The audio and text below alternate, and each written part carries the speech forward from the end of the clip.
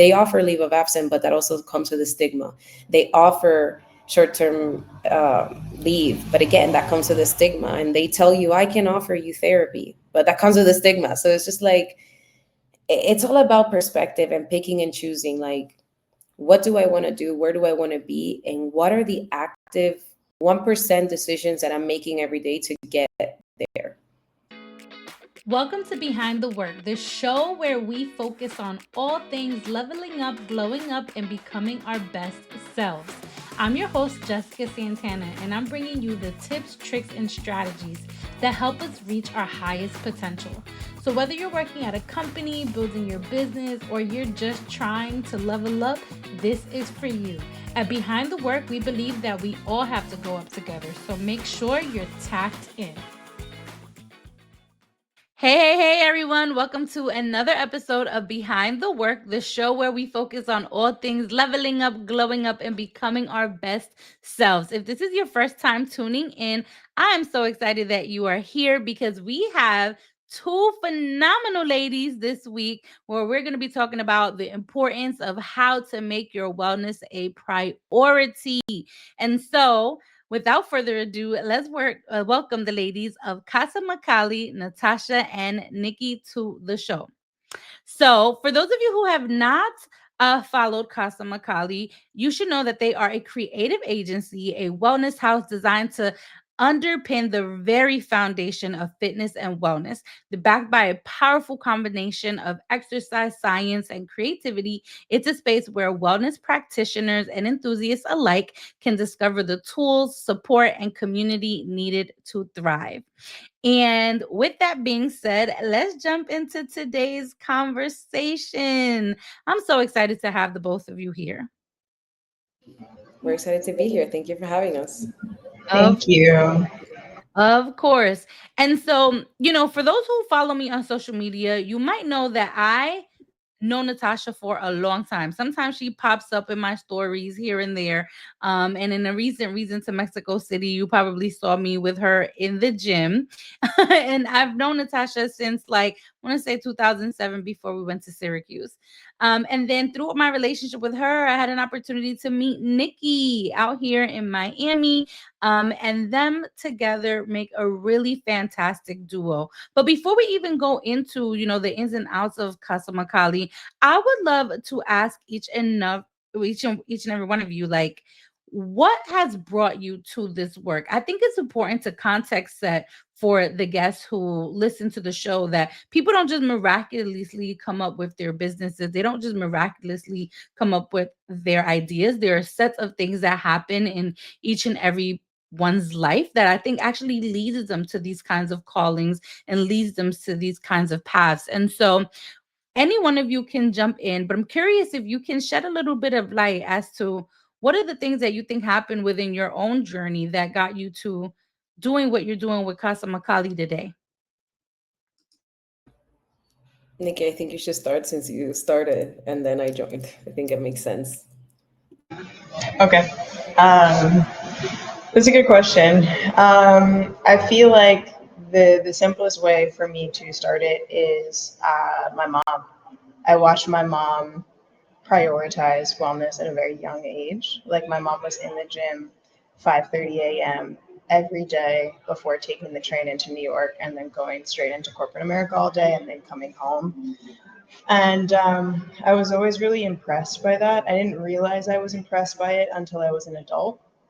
But being like a student athlete in high school, all throughout high school, I never really understood that I was mimicking what I was seeing her do, right? She was taking care of herself, and I was quote unquote enjoying taking care of myself with track and field, cross country, and indoor track.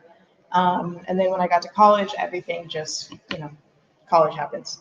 You make friends, you go to parties, and you start living a lifestyle that can either, be detrimental to your health or can push you in a direction where you feel like you want to prioritize your health. And I think that's what happened to me. And obviously, there have been some steps along the way. But it was something that I always felt drawn to. And when I realized that there might be a way to make a career out of it, both on the training side, but also on the marketing side, I kind of just took it and ran with it. There's it's a weird space, and this is the last thing I'm going to say. It's an interesting space for people to be in because they're really, I feel like wellness practitioners are very intelligent people who understand by seeing the human body move. They understand by doing, by action, right? You're doing the rep so you know what it feels like, or you're doing the exercise or the sequence or the program. And that's something that you don't get in other industries and in other jobs. And I think that that's something that I uniquely thrived in. I learned by doing, and it just seemed like a natural fit. So Thanks for sharing. And then what about you, Natasha? Because I know you joined the company once it was already formed, but I know that you have your own wellness path as well. Yeah, for sure. But I think Nikki's missing a point there. It's just like all of those things culminated to her creating Casa Makali because creating a content agency meant, and you can fill in the blank, Nikki. Because I think like it matters why I joined because of what you started. yeah, I mean, I think the agency component is more of just a byproduct of the lifestyle and prioritizing that. We can go into why I started the agency. That's a much longer story, but um, short story was there was a gap, like I said, in this space, and it needed to be filled. And through trial and error, Jessica, like we were talking about right before we jumped on the actual podcast, right? A lot of years of trial and error and not doing things right and figuring things out, but sticking with it and ending up in a place where Natasha was able to jump in and we were moving forward with great clients, great projects, great events, etc. Awesome. Very awesome.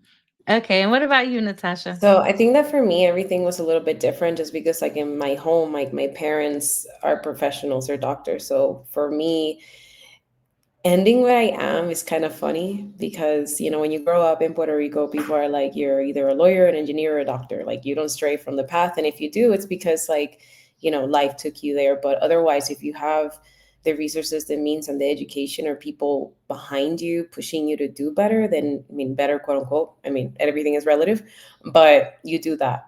So I think that growing up, I was just like, okay, I'm gonna finish, school in PR is like kindergarten to 12. When I finish 12th grade, I'm gonna go to college. I'm gonna do all the things, and I was very drawn to finance and banking, and I wanted to be a lawyer at some point. So I was just like, okay, I'm gonna do that, and then I did. That's where you and I met in Syracuse University. It was cool. Like I enjoyed that experience. I stayed in New York after graduating. I didn't go back to PR. I focused a career on like finance and banking, and then I transitioned into consulting. And I think that doing that for 12 years got to a point where you want more, you do more, you get paid kind of equal, but maybe not. And then you just go and go and go and chase the next thing. And I feel like all of those actions caught up to me in the way of like I was moving in the way that I wanted, in the direction that I wanted, with the promotions that I wanted. I think always as like Latinas and women of color, we're always in a sense chasing that, success, the money, the experiences, being able to say I did this, I studied that, I was able to sit next to so and so and learn this. And I think that that's what makes us awesome, because we're such sponges of experiences and information. Because like I think what I learned when I moved to the US is that when I was in PR, I was in a bubble of everybody's Puerto Rican. And when I went to New York, it's like, wow, you're other, like you're something else. So you're gonna have to figure out a different way to get from A to B. Um, and that really opened my eyes to the real hustle, right? Like whatever I thought I was doing in PR or college, like honestly wasn't even didn't even scratch the surface of what hustle was. And I think that hustle mentality got me to burnout. It got me to a point where I was like, I was happy at the consulting firm I was at after leaving the bank, and I was doing all the things. Literally, I was like, wow, I'm exactly where I said I envisioned myself I wanted to be, and I'm tired, and I don't want to do this anymore, and I'm always sick, and I'm never present, and I'm always doing something else. I have anxiety, like all the things, right? I'm dehydrated, wrinkled, and and suffering from anxiety all the time. So I think that after I got married, I realized that I wasn't even able to be present in that moment. And I'm just like, so what other experiences am I gonna not be present for because I'm so focused on this career that honestly sometimes loved me back and sometimes it didn't. I'm very grateful for the mentors that I had and the people that were backing me up. And even you, like, you gave me a lot of advice. You would tell me how to move, tell me how New York works, right? Because you go to New York and you don't know anything, like literally. So I that happened. We ended up moving from New York to Miami, and I was really at the peak of my burnout, just feeling like I just couldn't exist anymore without thinking about work, obsessing about work. And that's when my husband was like, you know what, you should try. Obviously, in the back of COVID, when everybody has space to think and be from at home, he was like, what do you think about he always saw me writing my Peloton, and he was like, what do you think about these people? Like, look at them. Some of them came from lawyer careers, finance and banking, engineering spaces, and look at them, like they're thriving, right? And I think that at the moment I was like, yes, this sounds amazing. Let me audition for Cycle, let me get into Cycle, let me audition for Peloton. And that's the first time I bumped into Nikki in the gym in Miami, and then I was like, I need to make content. And then I was like, I want to make content for my Peloton audition. And that was the first time we connected. The second time we connected was when I was auditioning for Barry's. And then she was at Barry's. I ended up working at Barry's. When I joined, she left. And then that was that, right? But in between all of those things, I went on leave of absence from KPMG, and I have further more space to think about, like, where do I want to go? Where do I want to be? Like, is this the path? Am I just going through a moment? Like, a lot of people go through things and then take a step back and come back stronger. But I got back and I was like, wow, I really don't want to do this anymore.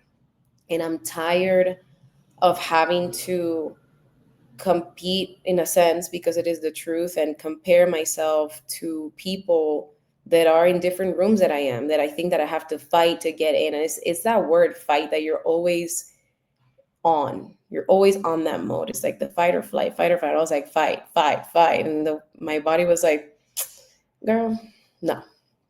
So I ended up slowly transitioning into fitness out of corporate because it was hard. Like, you go from building this wealth and all of these benefits, and all of a sudden you're like, I'm about to have nothing and I'm about to figure it out. And that's a different lens. Like, for me, all my life, I was told, like, you need to do this, you need to do that, you need to have this, you need to have that. This is what success looks like. And feeling how I feel now, success can look different, right? I'm not saying that everybody's meant to be an entrepreneur, but I think that if you believe that you can do it, then you should try it softly, right? There's always a soft launch before the hard launch. A lot of people are like, I should jump tomorrow, quit my job, save money. I was like, whoa, no. Sometimes you need to create a little blanket for yourself before you go. So after doing all of those things, I ended up with two jobs, one in cycling, one in boot camp. And then Nikki was like, hey, I want to expand. I want to do all of these things with Macaulay. And I think that your set of experience from banking and consulting and all of the things, like, mesh well here. And I feel like that's how we landed working together. But all of this to say that whenever we're feeling like, what am I doing here? As long as you're working towards something and it's intentional, I think that it's meant to take you somewhere. I believe that, you know. So Yeah. Yeah, well, thanks so much for sharing, the both of you. I really appreciate that. I think the one thing that jumps out at me around both of you guys' stories is that, there's something around like wellness and health that happened really early on in your trajectories. With you, Nikki, it was seeing your mom betting on herself every single day, regardless of how busy she was, making sure that she made that commitment to herself and pour into herself before she even got started on her workday. And then for you, Natasha, even though your parents weren't like, going to the gym, or maybe they were, but like the fact that they were in the medical field, right? I think speaks a lot to them and the ways in which they saw health, right? And so when you think about, the paths that you all just shared, and then you think about folks where that story is not normal, why do you feel that there are folks that don't know how to prioritize their wellness in the same ways that you all did. Because regardless, I always say that regardless of what happens to you and what you see as a child, with the right circumstances and with the right information around you, you can make things a priority that weren't a priority before, and you can make things important to you that weren't important before. And as someone who has also suffered from burnout, during certain periods of her own career, I realized that the best investment that I can make in anything is in myself. But I don't know that everyone gets there quickly enough to start prioritizing these things faster. So the question for you all is, what do you think? What would you say to the folks who are listening that don't know where to start because they just didn't have the foundation for that? And what are like some tips and tricks and advice that you'll have to get them started to think about their health and wealth a little bit, not health and wealth, health as wealth, more intentionally? And maybe Nikki, we can start with you. I would say community, right? If you surround yourself with people who prioritize health and wellness movement, you're almost going to be dragged into it, right? It's the opposing choice, right? If everyone that you spend your time with is health centric, is going to the gym or is going to a class, and they write you and they say, "Hey, do you want to come?" The obvious choice is yes instead of no. So put yourself in situations where the obvious choice is going to be yes. For example, my closest friends, Natasha included, I met all of them in the gym. Those are the relationships that lasted, not the ones from the club, not the ones from the bar, not the ones from the social club. The folks that I met that are with me on the rower every day, that are next to me on the treadmill, that are hyping me up at 6 o'clock in the morning, that are texting me being like, "Hey, where were you yesterday? We were expecting you." Those are the people that have stayed in my life. So I think my number one tip would be surround yourself with people who prioritize the wellness that looks like that's for you, right? Not everybody has to do the type of classes or the type of workouts that Natasha and I do. Maybe your movement looks different. Maybe your movements look longer. Maybe your movements are more yoga centric, more stretch centric, but moving your body, you got to do that. You absolutely have to do that. I think the second thing is it is way easier said than done. So looking at someone like Natasha or myself and saying, oh, well, it's easy for them, it's not easy for anyone. Sometimes I'm in a class at 6 o'clock in the morning, which means I've dragged myself out of bed at 5:15, and I'm going, how did I get here? To be a 33-year-old that's doing this almost every day. How did I get here? This is my fun. These are the moments that I look forward to. I'm not looking forward to a night out with friends. I'm not looking forward to, well, I'm always looking forward to a pair of shoes, but you get what I'm saying, right? This is the moment I look forward to, the moment where I'm running faster or I'm lifting heavier or I'm rowing further. That's my daily stimulant. And to get to a place where that's the thing that you look for is way easier said than done. But I would say strive for that.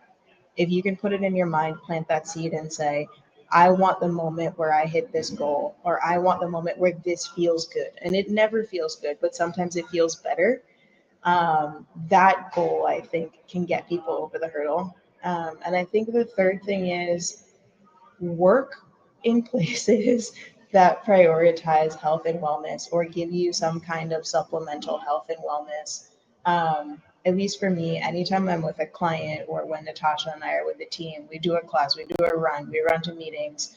I'm on site here. People will be like, hey, it's noon. Let's like work out quick and grab lunch. I don't want to work in places that don't, or work with clients that don't prioritize health and wellness in some way. And I feel like if you can find that as a business owner, as a person working in corporate America, working at a small business, whatever it may be, a consultant, find a company, find an edge that involves health and wellness. Because if it doesn't, then they're setting you up for burnout. And like Natasha said, why do you want to be part of something where they're not giving you the tools to excel, right? And that includes making sure that your body as well as your mind are prepared to work at a high level. So those are, I guess, my 3 points. Thanks so much, Nikki. Okay, Natasha, what about you?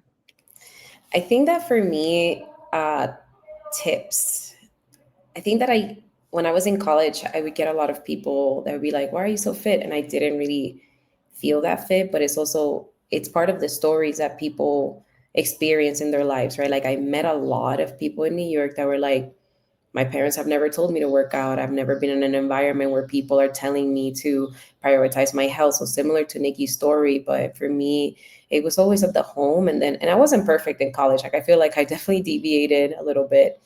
But it's definitely been something important for me. And it wasn't the skinny thing. Like I know back in the day, it's like, we want to be skinny. No, for me, it's like, I want to be healthy. I want to feel good. I want to relieve some stress because clearly we were all had all pent up stress from corporate. But I think that tips and tricks can be, I started in group fitness because I like the music, the vibes. I don't want to think about my workout. I like working out in a group. Like after this, I'm probably going to go run on a treadmill because I hate running by myself. Like I like groups. So I think that one of the things you can do is, because I think it's hard to say like surround yourself with people because it might not happen, but you might be that girl in the group that is like, hey, friends who have never worked out, let's all go to a soul cycle class, let's all go to a Barry's class, let's all go to a Studio 3, something, right? There's always an institution that's gonna be putting on some, or maybe there's a community group class that you can go to. There's free yoga. I remember in New York at some point. I'm not saying that everybody needs to be like out of breath, but I just think that, like Nikki said, people need to find a thing that makes them happy and do it. And if you feel like starting in a group is easier for you, then do it. I also think that if you don't like group fitness, because I've also bumped into people like that are like, I don't want to be told what to do. I don't like your music. I want to be in the gym, but I'm scared. Then I think find a friend that you know is the gym friend, or find a coach and ask them, hey, you want to come to the gym with me? I feel like most likely than not, people might say yes. People might be like, okay, cool. Because if that person is doing that and that is their true passion, they're really going to carve out space for you. And both things were actually true for me. I have a friend who's a bodybuilder, and when I wanted to get more into gym, because my goals started shifting, I she was like, let's go to the gym, and I was like, I'm intimidated, and she was like, let's do it. This is how you behave in the gym. And then I remember I was getting over heartbreak, and my boss at the moment was like, let's go to Soul Cycle, and I was like, let's do it. So I think that one of those things is, yes, finding a group. If you can't surround yourself with people that are those people, that 100% are like fitness people, then just go try, sign up. If you pay $40 in New York City for a group class, I can assure you that you're not going to want to miss it, because you're like, I'm going to lose my $40 for what? I think another thing that you can do, and I struggle with this all the time, is being patient with yourself and being real with expectations. What does that mean? Okay, I have to change my diet, I can't eat carbs, I can't do this, I can't do that. Is that sustainable? I don't think so. And I feel like a lot of people get deterred from working out because they see what seems extreme, what Nikki was saying, waking up at 5 a.m. and doing the things at 6 a.m. as like, whoa, I will never be that person. I remember when my dad used to wake up at 4:30 every day to go to the gym, to be delivering babies or in the office by 7 a.m. And I was like, that dude is crazy. And now I'm that person. And now we bond over that because there's a level of growing with yourself, maturing, and understanding that if I want to get to B, then I have to do the steps in between A and B to get there.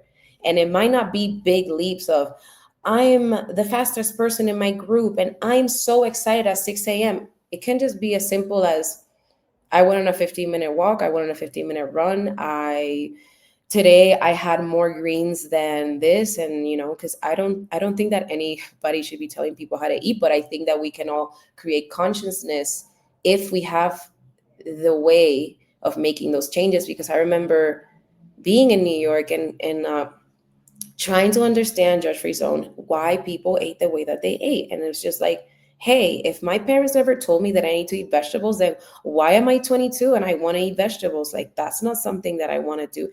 And so many people told me that. So I think that at the end of the day, yes, you can have point one, the group, the people, but point two, you need to take some accountability in making small steps to get there. And it can be as simple as, I want to incorporate more greens in my thing. I want to move. I want to drink more water. I stay dehydrated. So it's just about like creating those goals for yourself, writing it down, and holding yourself accountable, I think, at the end of the day. And maybe that's a more intense point of view, but it's just how I do it. Um, and I don't think I have a third point, but again, I think that whatever steps you feel like ring true and genuine to you are the steps that I think you should be taking in order to move towards a path that feels good to you. Because I know Nikki was mentioning earlier, like, oh, corporate world can offer more of these things, and I think that in a blanket statement they do. They offer leave of absence, but that also comes with a stigma. They offer short-term leave, but again, that comes with a stigma. And they tell you, I can offer you therapy, but that comes with a stigma. So it's just like it's all about perspective and picking and choosing. Like, what do I want to do? Where do I want to be? And what are the active 1% decisions that I'm making every day to get there? And I feel like that's more digestible sometimes when you don't have the group. Yeah. Yeah, it's so interesting because you guys are the co-founders, and so I can see how you guys balance yourselves out. It reminds me a lot of my co-founder and I, where we always land in the same place, but our perspectives on how to get there are very different. And I think what I'm hearing from it, Nikki, you are like, find the community, find the spaces that are going to encourage this kind of behavior, and hold yourself accountable to being in those spaces if they make you feel good. And what I'm hearing from you, Natasha, is like, just do what works for you and take it bite size, and don't think you're going to get from point A to point B, in a span of 24 hours. And, both of these perspectives really resonate with me personally. When I think about like my own wellness journey, it hasn't always been for me personally about like fitness. It hasn't been about like, gotta go to the gym X amount of times a week in order for me to feel good. It's really like I need to make sure that I get like 7 hours of sleep per night. I really need to make sure that I actually have water, on a very, very frequent basis, not just like when I'm feeling thirsty, right? Like actually make it part of my normalized routine. A few years ago, I weaned myself off of coffee. Now I'm more of like a matcha girl. Not saying that I don't drink coffee anymore, but I way more have normalized matcha as my go-to like caffeinated drink in the morning, right? So like little steps like that, I think make a really big impact over time. And I think it hits to the point, Natasha, that you were making about like choosing the 1% of things that you can do every single day, because those incremental changes really do add up. And so, on the point of incremental change, right, I actually want to switch gears a little bit to Casa Makali, right? Because I think that the culture of wellness in our country exists. I think that there are lots of people who want to see thriving communities, healthy communities.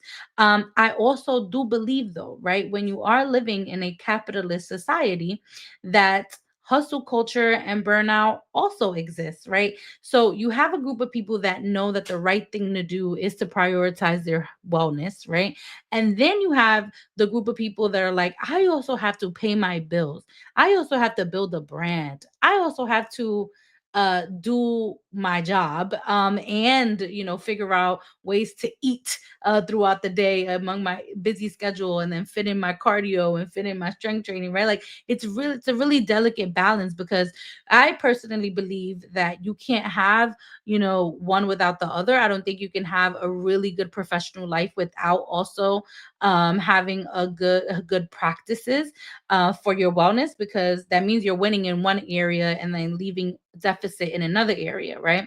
But I think to build these kinds of cultures that sustain the hustle, that sustain still being able to normalize wellness in your life, I think it takes time, right? And so when you think about Casa Makali and you think about the brands that you all work with, what are you finding in your professional work that is working for these brands that are allowing them to create cultures of wellness where people don't feel guilty for stepping away from the day to day to go take care of their mind and their bodies and their spirits? Because I imagine that we can codify that as models for other companies, to think about ways in which they can do that as well. So we can start with, let's go with you, Nikki, since Natasha just wrapped up. I'm giving it a bit of thought because obviously it varies. But I think the bottom line is it's not just fitness anymore, right? It's overall health and wellness. And just because, to both of your points, just because you didn't have time to do the strength training doesn't mean that you can't prioritize other things, eating well, sleeping well, drinking enough water. And I think currently our clients are leaning into the holistic approach, right? Making sure that we give people, I don't know if it's give them the out, but give them the opportunity to feel fulfilled and feel accomplished by doing things that aren't always lifting or running or doing a sauna or a cold plunge, right? There's still benefit in doing the general daily human things that make us who we are. Um, I'm actually going to jump to the other side of this. I recently wrote about the culture of marketing and how it's changed, especially with social media. And something that I struggle with is that the health and wellness niche has grown into a place where we market to treat one thing, right? There's a supplement for my gut, there's a supplement for my thyroid, there's a supplement that's, for my skin, then another one for my hair, another one for my nails, my joints, etc. And then you wake up in the morning and you're taking all of these things, and it feels like people are solving for the trend and they're not solving for the whole. I personally, if there was, and most of the brands that we work with are again more holistic. I personally try to lean in to brands and wellness providers that aren't out for the quick dollar, aren't out for the, aesthetic marketing campaign, but are truly out to solve a problem that is systemic, right? If someone is struggling with gut health, I want to support a brand that, yes, is going after gut health, but also making sure that whatever they're giving me is supplementing everything that could potentially stem from gut health, and giving me and educating me and making me understand that, like, this supplement is only going to go so far. I also need to be conscientious of my gluten intake. I also need to be conscientious of my lactose intake, or I need to go see someone, or what to look for in nutrition. I feel like those are the types of brands that, and I'm just speaking for myself, that I personally lean into. And I do get a little bit frustrated with some of the brands that are on the market that really are just trying to treat quote unquote one problem, when we have a lot of problems, especially in the United States. And I would like people to take a, again, more holistic, more inclusive, more approachable, more attainable stance when they're coming out with these wellness products. So I hope that answers your question. That's. I know I answered your question and then jumped to, my thoughts, but No, no, no, that's good. And before Natasha, I go to you. I think the one thing I want to hit here for the listeners is thinking about things from a holistic perspective, because I don't think that we talk about that enough, actually, Nikki. Like, every time I'm online, there's like, oh, you need to get L-glutamine, but then you got to get biotin, and then you got to do this. And I'm just like, okay, and like, how do all these things function together? You know what I'm saying? Like, if and then I mean, there are even folks that are like selling me creatine, I think it's called, on like TikTok, and I'm just like, dude, is there like just like a one thing that can, like, help me with the thing? And also, can you help me dissect what each and every one of these supplements actually do for my body? And then you have like the hair, skin, and nails pills. I'm like, listen, I'm just gonna eat my proteins. I'm gonna eat my proteins. I'm gonna minimize my carbs, and I'm just gonna have my daily juice. And I'm gonna hope that this works out, because it is so overwhelming to think about how to do this in such a holistic way.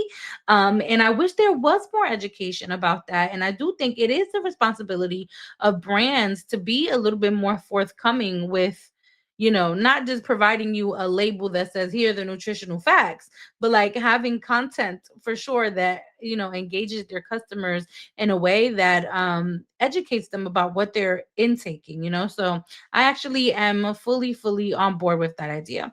Okay, Natasha, what about you? Um, So just to jump back onto what you said, I definitely agree with that just because, but I also curated my Instagram and I'm trying to merge into TikTok, but I'm an old girl, so I need to do one thing at a time. Um, but yeah, I've curated my Instagram to be people that are educating because again, I can read all the things, I can have the certifications, but at the end of the day, information is always evolving. So it's like I like when I get the guy explaining creatine. I like when I get the person explaining what did you said, L-glutamine or something like that. And it's more understanding again, what are my goals? What do I want to do? I remember when I was a chronic nail biter, I was like, I need to strengthen my nails, biotin into saying hair, nail, skin, great. Now that I got over this hump, what is my next one? I think that it's also good to understand that your body can absorb all of these things at once, right? So sometimes when I'm focusing, it's like cycling your skincare. Like you can't put vitamin C and niacinamide and it's like one thing at a time. Like let's do one night we do this and one night we do that, and then that's how we look glowy and hydrated. And the same thing with your supplements, right? It's more like understanding one, what is my goal? Two, what is the supplement for this, and how can I test this and see this happening for me, read about it. But I also think that a lot of companies can do a better job at just explaining like, hey, this is for this and this is why and this is the time of the day in which you're going to do it, if there's a qualifier for that. If not, then take it whenever. But yeah, I just wanted to like jump on that because I think that was super interesting. But it's also when people aren't giving you the information, and again, this is my consulting brain, go and look for it. Like, I want to know what this is for, research. We have computers in the tip of our fingers that are always giving us information. So besides doom scrolling, which I am guilty of too, it's also about like learning. I don't know, maybe it's just me, I just want to learn and I want to have the answer and I want to understand. And I think that staying informed is like super important. So I'm not part of the people that are just regurgitating things on social media that aren't true.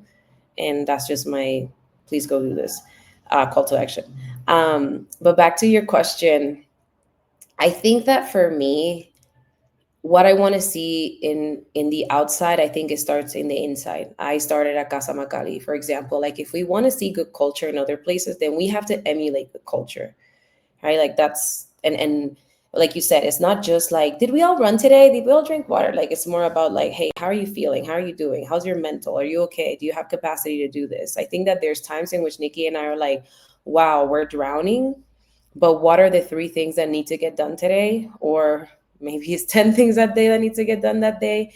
And we try to do our best to prioritize. And that's the interesting thing about having that consulting experience, that you just like, I'm not a creative. I've never used, when I met Nikki, I had never opened Canva in my life. And now I'm a Canva girly. I loved it.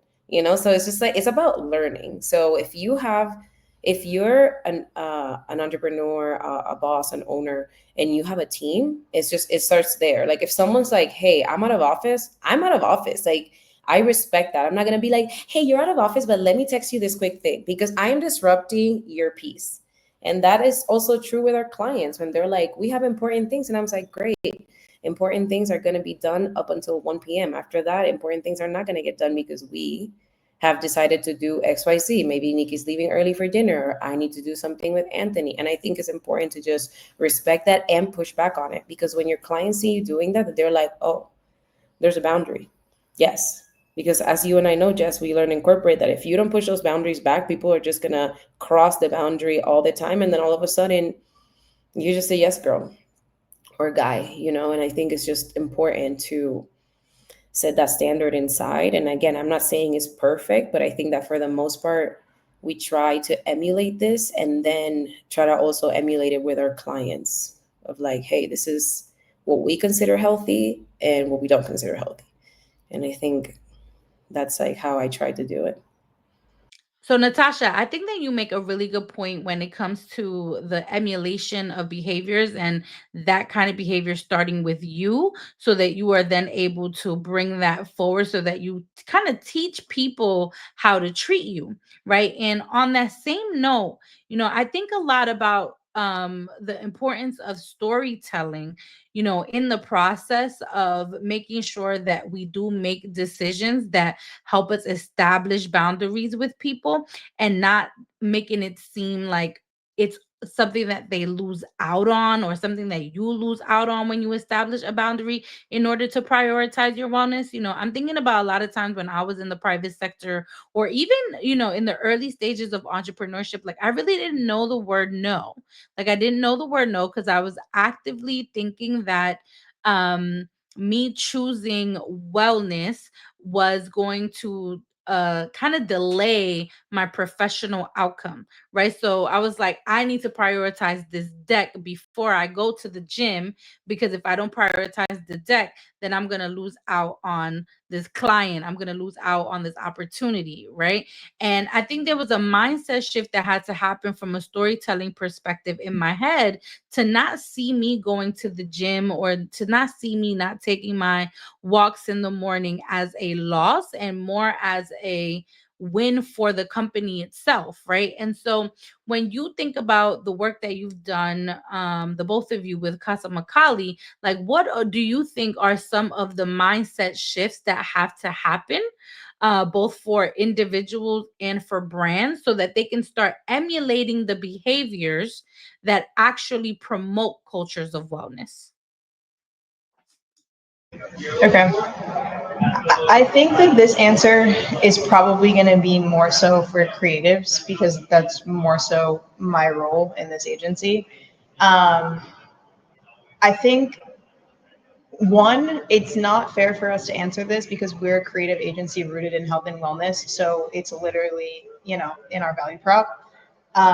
So for us, it's a lot easier to say internally and externally, like, hey, I'm going to the gym at this time. I'm going to be offline from here to here. Internally, it's expected, like, no questions asked. If someone on our team is like, hey, I'm going to the gym, or hey, I'm going for a walk, or there's literally no questions asked. Cool, we'll talk to you later. Um, I think for me as a creative, if I don't get movement in, sunlight in, step away, um, get stimulated by something, I'm useless, right? If we're in a stage where we need to create strategy, or, we need to come up with an event concept, or, I need to come up with, for example, like a window decal for a client, which seems so minute. Um, but this is, I'm going to give you an example. I created a window decal for a client. I felt a little bit run down. I felt like I wasn't outside enough. I felt like I wasn't my creativity just wasn't there. And I kept looking at it and saying, this is not what I want, but I don't know what I want. So instead of sitting in front of the computer and being, coming down on myself and being like, you have to finish this, you have to finish this, you're already late on this, I was like, let me just get up, go for a run, go outside, get some fresh air, come back and look at this. And this thing is like 4 days late at this point, but I have not been able to come up with something. And the client knows I'm saying, this is not what I want. I don't think this is going to benefit you, but I haven't gotten to a place where I feel confident in what we're designing. Went for the run, come back, halfway through the run, struck with creativity, changed the whole design in 45 minutes, got it printed, it's up. I looked at it yesterday, it looks perfect. They want to put it on every single facility that they currently have. Everyone is happy. Yes, that is a win, but the process that it took to get there was me saying, I have to set this boundary because I need to be able to do other things to be creative. I need to be able to move, to think, to be inspired, like I said. And some days I am in front of the computer from 7 to 7 or even 7 to 8. But some days I travel a lot for the company. I'm in an airport and I'm looking at every single ad that goes like next to the conveyor belt that's taking me through the terminal.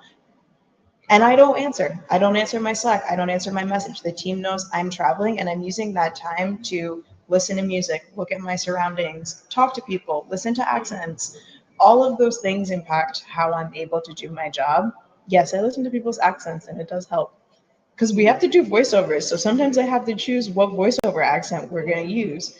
Um, so all of that to say that I don't, this is really personal to me, and I don't expect someone to do as I say, but I do say you know, extract pieces of what I'm saying and try to apply that to your own life, right? everyone is creative in a way, whether you're making a deck for a client or you're coming up with strategy or you're looking at a set of numbers and maybe you're not seeing a solution. And I don't know if that's how numbers work because Natasha deals with all of our numbers for a good reason. But all that to just say, when you take a step back, when you set a boundary for yourself, right, you may come back with fresh eyes. And coming back with fresh eyes is the most important, the most valuable to your client, your boss, your job, because you'll catch mistakes, you'll come up with something new, you'll change, pivot, you'll be solution based. All of that, I feel like, is not necessarily consistently possible without having some sort of boundary. Thanks, Nikki. And what about you, Natasha? I also want to caveat all of this by saying that, and don't come for me, America, but this is an American mentality, honestly. It's not a bad thing. I think it's something that sharpened my tools, but it's also something that sucked me in so deep that by the time I left KPMG, I was like, who am I? What do I do? No one's needing me. No one calls me. No one pings me. My boss isn't on top of me telling me that I need to do, think, say, and I think that when I go back home to PR, people in Puerto Rico are still working, don't get me wrong, but they're more like, we're gonna do this very slowly. And I'm like, okay, cool.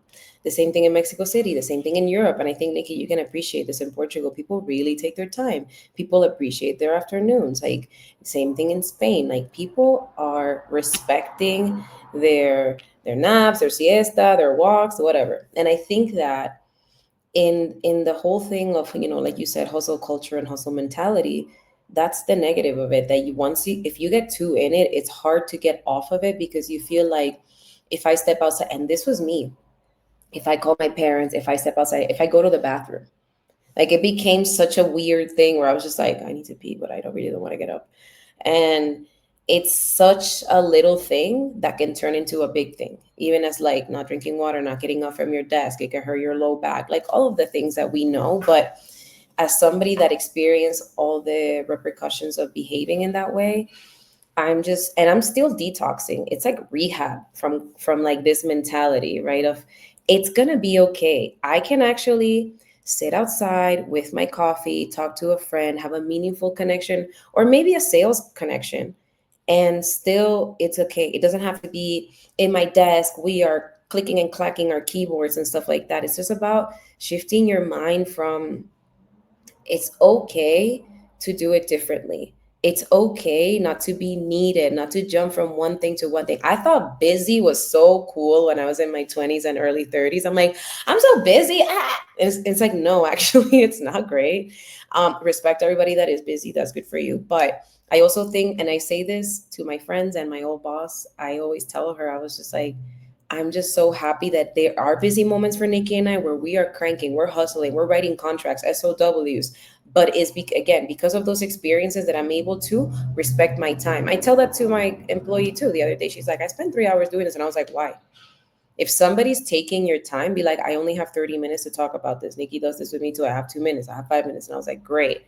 And this is how, without overusing the word boundary, is like how you create pockets of, I'm working here and I can step outside and go to the gym for an hour, but I do time box myself.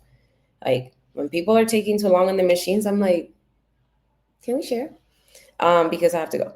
I think it's very important to, move in ways that are going to, at the end of the day, make you feel good. Did the 20 things on my to-do list get done? No. And now that's okay. Before I was like, life is not okay, I'm not okay, I'm a loser. It's all of those like negative self-talks that we give to each other that make us feel like failure, when we just have to have, again, digestible, real to-do list of what actually can happen throughout the day and what cannot happen throughout the day. And I think that's really real. So it's like, one, that the mental detox of, like, I'm busy and I'm this and I'm that. Like, when I give you my time, that's actually like the best gift I can give you. It doesn't matter if we went to dinner and I paid for drinks. Like, the time that I'm spending with you, because I value it so deeply, is what we can start thinking about, exchanging the busy fast to the slow, well thought out. Because it is true, when I go to the gym or I run, I feel good. Like, does it cost me a lot of time sometimes to like get up? Yes, 100%, because I'm tired from yesterday and I'm sore and I'm this and I'm that.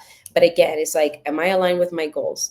Is going to the gym gonna make me happy later? Because I can control my time at 6 a.m., but I may not control my time at 3 p.m. It's like having those conversations with yourself of what's doable, and then I don't want to feel resentment at 3 p.m. because I can't get up because I have to do a deliverable, right? So I really try to, what are the things that I can control and how can I do those things before the day starts daying? Before the calls start getting busy and people have a 5 million like follow-ups and things and stuff and people need you. I think that that's what's important, I think, in that mindset shift and like how you're behaving differently. And I think companies can also do the same thing. I am pretty sure, not 100%, but pretty sure that consulting companies maybe in Spain are different than in the US or in Mexico, that people are like, okay, cool, we're busy, but we're chill. I remember I had a project with Canadians, and I was like, "Ooh, I don't know how this is gonna go. I don't know. I know that they're nice, but I don't know how they work." These people were out the door at 5. They were like, "We're busy from 7 to 5," and they were like happy hour. And I love that because they really got the American team to be like, "Oh, we're leaving," and we're like, "Yes, yes, we're leaving to happy hour." And like, what was that game? Charades or something that we used to play. But I thought it was like cool to do that and respect that, and to see that from your higher ups is important, but also from a personal thing, it's like organizing yourself to be like, I'm gonna do this, this, and this, and that's good enough. Like, I don't have to do the other things for it to be good enough. Yeah. Yeah, for sure. Let me just say that I've really enjoyed this conversation. I think, and honestly, just me thinking about the last 11 years of being an entrepreneur and then the few years that I spent in the private sector, like, it's very true that one, there weren't a lot of people encouraging my wellness because, listen, I'm from New York City, y'all. I'm from New York City. I've said this on the podcast before where it'll literally be like you are dying and someone is still saying to you, hustle harder, queen, hustle harder, queen. I'm just like, I have nothing else to give. I have nothing else to give, you know? And so I really appreciate this conversation. 'Cause I wish that earlier on someone would have been like, just like, you don't need permission to take care of yourself.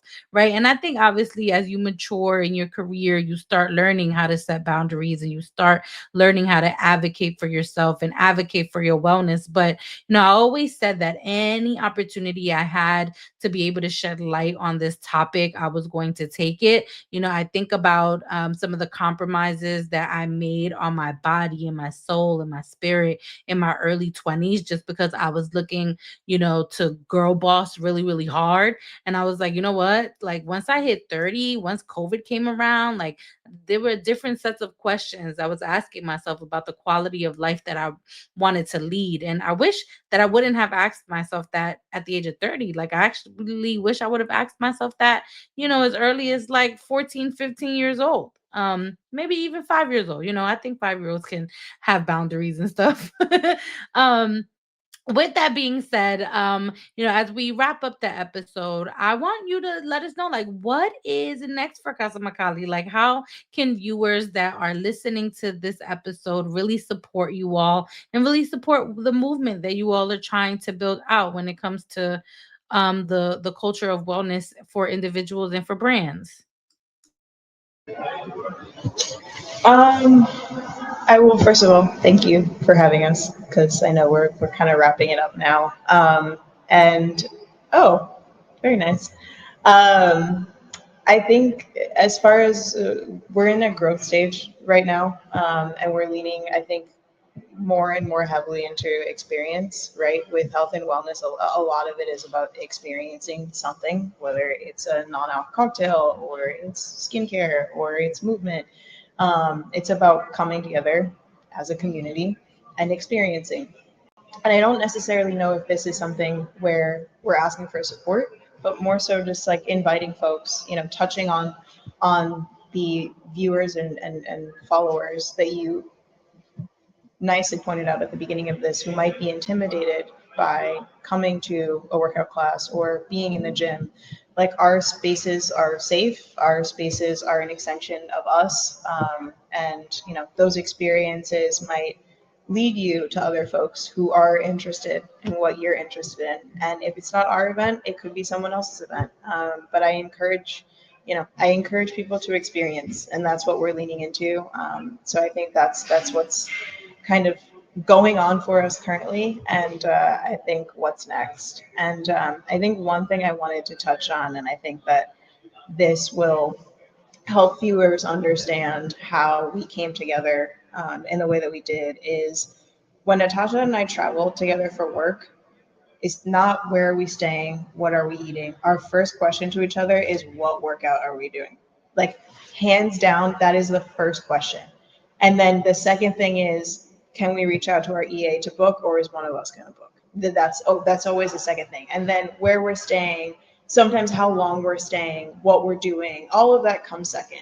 But I think to have two people who are so in tune and are like, all right, so 6 a.m. tomorrow we're going, right? Like, no questions asked. I think that sets us up for success every time we're in the same place. And even when we're not, right? Like if Natasha's saying, hey, I got to work out today, and I'm saying, okay, I'm going to do the same. Let's do our stuff, and then let's get online and let's problem solve.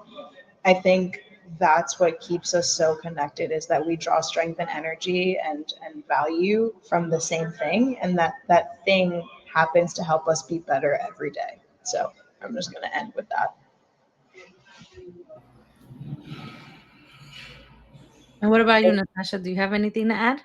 Yeah, I think that what's next for us is like Nikki said, we're in a growth stage. So I think it's really important for people to understand like what are our services. We have like 360 marketing, we have a partnership wing, and we also have an activations wing. So if you want to summarize Casa Macaulay in those three pillars, that's what it is: activations, partnerships, and 360 marketing. So anything in the marketing, social media, visuals, all of those things like we are doing for clients, but also we are always contacting businesses, but we are excited to hear from businesses that one want a different perspective, two want a different team.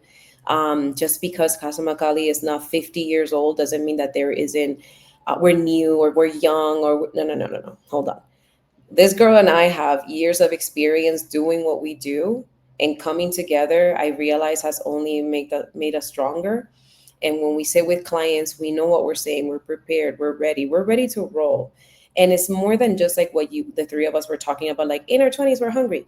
Yes, I'm hungry, but I'm also like in a different stage of like, we're thinking about things more intentionally, more methodically. Like, even if I don't know something, I will do psycho research to figure out how to figure it out for you and give you the best service. And I think that in being in that growth stage and people getting to know us and being having like that aha moment, I think it's exciting. But I also wanted to summarize it. What do we do? What do we want? What are we looking for? Like, our clients are usually fitness and wellness, but we stray here and there, fitness and wellness adjacent. It could be a little skincare, it could be a little supplement. So who knows? But we're excited to just meet new businesses and like continue to surround ourselves, like Nikki was saying, with the community that makes us feel alive and ignites us to be wake up every day and do this all the time. Yeah.